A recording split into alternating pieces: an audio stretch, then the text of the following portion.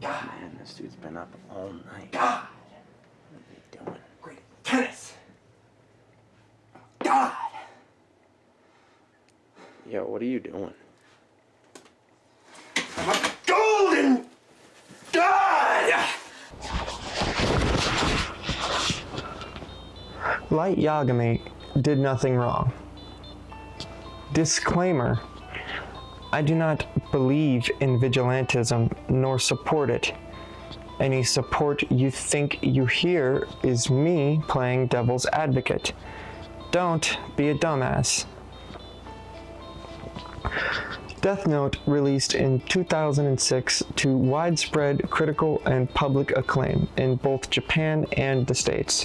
For a lot of people, especially the ones who weren't into shonen power fantasies, Death Note was the gateway into serious anime. It was my first exposure to a serious anime, as well as a true anti-villain. And even now, nearly 20 years later, Light Yagami is still one of the cleanest examples of that archetype ever written. An anti-hero is easy to define, a good person with rough edges, perhaps willing to blur the lines of traditional heroic morality. However, an anti-villain is harder. Walter White, early on in Breaking Bad, is a good example. The man starts with a moral goal, however, he ends up doing horrible things because he places higher credence on his own agency. He doesn't intend to hurt people at first, but he ignores the damage because his goals matter more. Light Yagami is the purest anti-villain in modern fiction. He places his ideals above everything, and he is frighteningly consistent in how he applies them. From the moment he realizes the Death Note is real, he declares himself the god of a new world. It'll be a new world, free of injustice and populated by people who I've judged to be honest, kind, and hardworking. But if you did that, it would make you the only bad person left. I have no idea what you're talking about. I'm a hardworking honor student who's considered to be one of Japan's best and brightest. And I will become the god of this new world. A world where everyday people don't have to worry about murderers, diddlers, kidnappers, and career criminals. A world where justice is swift, absolute, and unburdened by human inconsistencies. So, here's the question, dear viewer. Was Light wrong? Light answers this himself early in the show. Is killing people wrong? Yes, he answers. Even if there's a good reason, society still calls it murder or justifiable homicide. He believes humans judge killing emotionally, inconsistently, and irrationally. Light believes that only someone above human morality, someone who can judge without contradiction, can deliver true justice. He wraps himself in this delusion and acts with absolute conviction. But here's the thing. If Light were simply doing what he wanted, he'd be a traditional villain. He isn't. He genuinely believes he was chosen. He believes he is correct. His mission is so far above the standard of the law that the law becomes irrelevant. This reminds me of another character whose whole deal was killing criminals. Dexter Morgan, the Bay Harbor Butcher. Dexter kills because he's sick and compelled to. However, he justifies it by screaming that he has a higher standard of proof than the justice system. Nothing professional about what you do. I kill when I have to, on the job. Oh, so it's okay to take a life as long as you get a paycheck for it? The city pays me to keep the law. I've got news for you, Sergeant. My code requires a higher standard of proof than your city's laws. At zero cost to the taxpayer, you ask me, I'm a bargain. He only kills when he's absolutely certain, unlike courts that convict on a reasonable doubt. It isn't hard to justify killing when you believe your standard is superior. And that's my point. It isn't hard to justify killing. Light does it. Dexter does it. You don't have to do this! You don't have to kill this man! This man is a felon with a body count. He brought it on himself. Morgan, turn him over to the law. I live by my father's law. No! Morgan! Morgan, don't do this!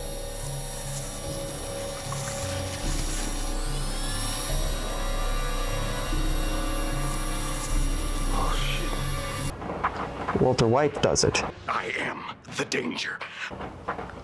And most viewers don't flinch until the protagonist kills someone they personally like. For me, Light did not even register as wrong until he killed Ray Pember and the FBI agents. I know that voice. Why on earth can't I remember who it belongs to?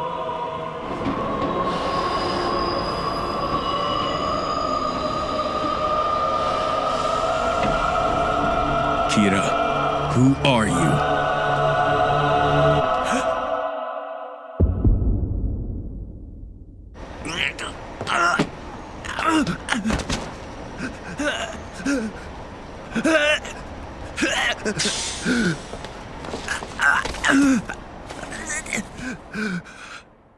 Like Yagami.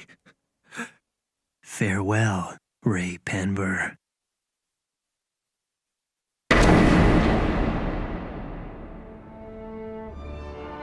Ray Pember wrote all of those names on pages taken from the Death Note. Ironic. Without even realizing it, he was actually signing a death warrant for all of his colleagues. As for Pember's boss, he died of a heart attack after sending all of his agents a file. And the other 11 investigators? They all died of heart attacks after receiving the same file. That was the moment the narrative forces you to confront that Light is definitely not the hero. Light is an anti-villain because he is trying to do good, but he has eliminated every perspective except his own. Walter White eventually becomes a traditional villain. Light never changes. The light at the end is the same light at the beginning. He was prepared to do everything he did the moment he picked up the notebook. I don't want to think about it, but if I make one mistake, I might end up killing my own family. And here's where things get interesting. I believe the cultural landscape of crime and punishment in 2026 is radically different from the world of 2006. Gen Z and Gen Alpha will view Light with much, much more leniency because they've grown up in a world where crime is worse, punishment is weaker, corruption is more blatant, and institutions are less trustworthy. And here's the thing. The show aired in 2006 and 2007.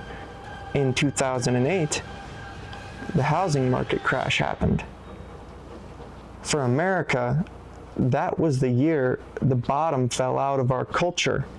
It was the moment that the country started sliding and spiraling and never stopped. It was the moment stability died for an entire generation. And well, all of this is happening in real time. We are told that crime is down, that things are safer, and that the world is progressing, that everything is fine. Dear viewer, don't tell me you actually fucking believe that. People aren't stupid. They can see what's happening around them. They can feel the instability. They know the system doesn't work the way it used to. And if you want a perfect example of how the culture is shifting, look at the Supreme Court Coker v. Georgia in the 1970s.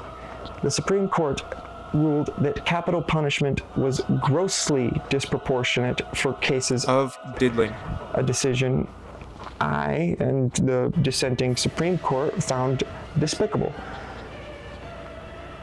In 2008, 18 years ago, Kennedy v. Louisiana upheld that ruling again, further clarifying that even aggravating circumstance and diddling a child was not severe enough to warrant a death penalty.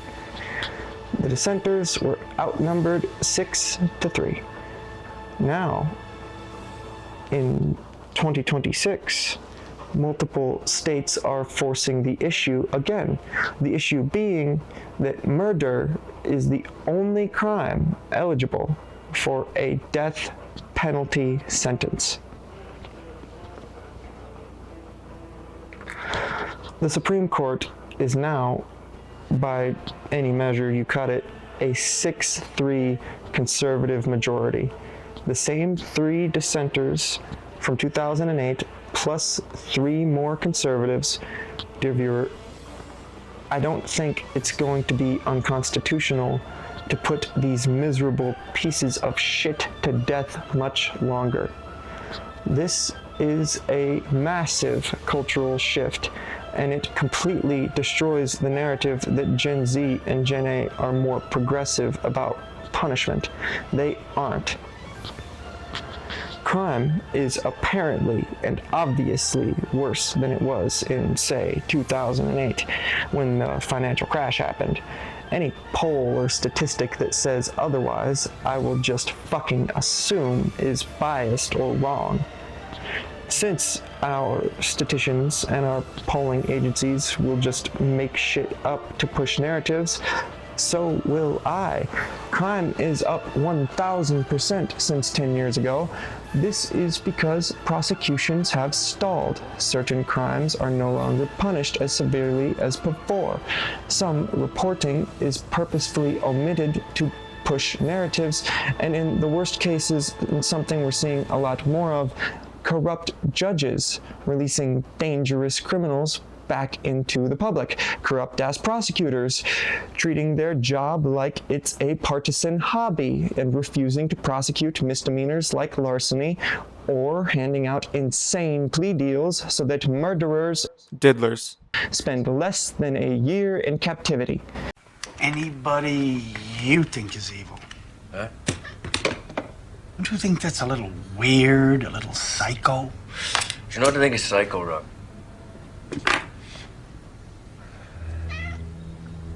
It's decent men with loving families. They go home every day after work. And they turn on the news, you know what they see? They see rapists and murderers and child molesters. They're all getting out of prison. Mafiosos. Getting caught with 20 kilos. Getting out on bail. Same fucking day. And everywhere, everyone thinks the same thing. That someone should just go kill those motherfuckers. Kill them all. Admit it? Even you've thought about it? Nobody wants to know that things are getting worse. Nobody wants to see a chart that says crime is up more now than in the 1970s, because it breaks the facade that the world is always progressing, always improving, always marching forward. Dear viewer, if you genuinely believe that, you have grown up the victim of a really old, really dangerous lie. Let me give you one real example. The living conditions and the technological capabilities of the Roman Empire would not be met or exceeded for 1,000 years after it fell. Humanity went backwards for 10 fucking centuries. This myth of constant progress is as dangerous and ever present as ever. People still say now is the best time to be alive. Best for who, exactly? Because socially, culturally, emotionally, financially, and especially criminally, we are worse off now than we were 20 years ago. The only category we have improved in is technology. So, when you live in a world that hasn't gotten better for most people in 2 decades and are constantly confronted with the ideas that justice is not blind to elite pedo rings, that crime has gone up and punishment has gone down, and corruption is as obvious and unpunished as it can be, of course, younger generations will be more accepting of a guy like Kira. Someone whose ideals are ironclad in logic, but just slightly less than perfect in practice? Light Yagami doesn't ever take the life of someone who isn't a criminal or an investigator hunting him. The closest he comes is Naomi Misura, and even then, she was coming out of retirement to work the case, and she revealed that she knew too much. Beyond that, every single person Light kills is either a bona fide piece of shit or an investigator closing in on him, and the only 2 real arguments against this point are: 1, what if the conviction was incorrect? That's the strongest argument against the death penalty in real life, as well as an unfortunate reality in which no rectitude can be restored. The second, and more important argument, is that Light lowers the bar and increases the scope of what is considered a Death Note crime at multiple points throughout the show. My favorite example of this is when he kills a janitor who was repeatedly accused of sexual assault. Do you see the man working over there at the coffee shop? That's right, the one sweeping the floor. I'm gonna kill him just for you. But how? Don't do it.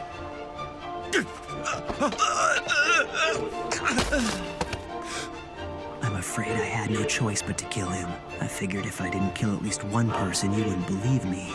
Although that man has been repeatedly charged with sexual assault, he's managed to avoid conviction every time due to lack of evidence. He was a menace to society. He got what he deserved. I find this hilarious because of the whole Me Too movement and the tidal wave of false accusations that took place in the 2010s, ruining the lives of many men and costing the lives of some. Surely, when the author wrote this scene, the intent was that the guy had been charged and acquitted multiple times for the same class of crime. However, I do find it funny to think that Light would be out here lighting up the exes of scornful women. But even with those chinks in his argument, the cultural shift is undeniable. 20 years later, there is a noticeable uptick in the fans who wholeheartedly support Kira as the anti-hero of the story. And that's fascinating because the author never intended for that to be the read on the story. Death Note was meant to be a badass, edgy, cautionary tale about unchecked authoritarian utilitarianism. But after nearly 20 years of a destabilized world where the youth have not known the luxury of stability, our younger generations are more and more willing to pay the price for that stability. Light Yagami did nothing wrong. All hail Kira. That's the end of the script. So a few things to bring up. Intelligence agencies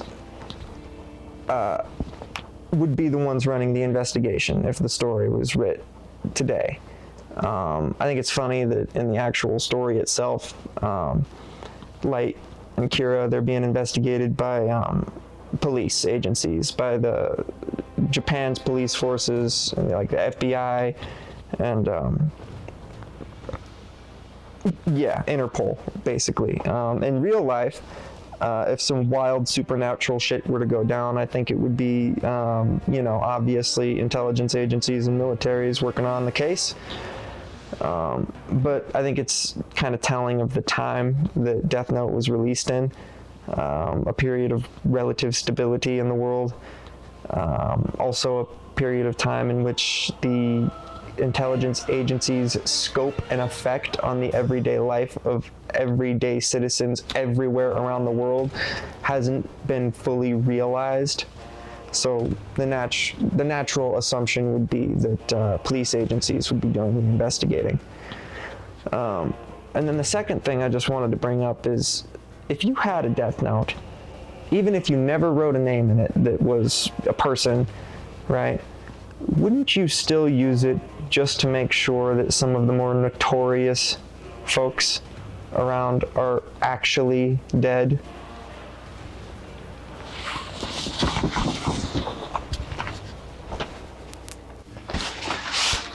I forgot to mention, I have a Twitch and Kick channel that I stream on every single day, as well as a Patreon, if you somehow enjoyed the video and would like to support me.